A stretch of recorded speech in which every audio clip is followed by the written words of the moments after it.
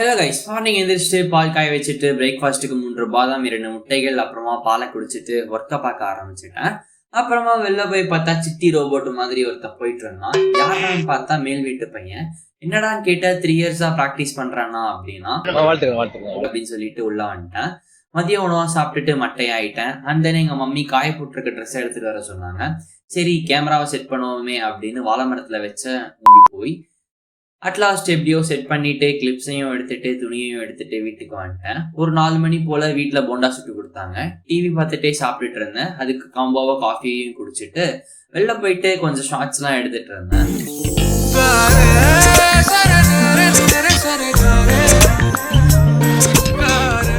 அப்புறமா நமக்கு எல்லாத்துக்குமே பிடிச்ச ஒரு விஷயம் என்னன்னு பாக்குறீங்களா? சப்பாத்தி மாவு பிணையும் போது அம்மா கிட்ட போயிட்டு இன்னும் கொஞ்சம் அப்படின்னு சொல்லி வாங்கி சாப்பிட்றதுதான்.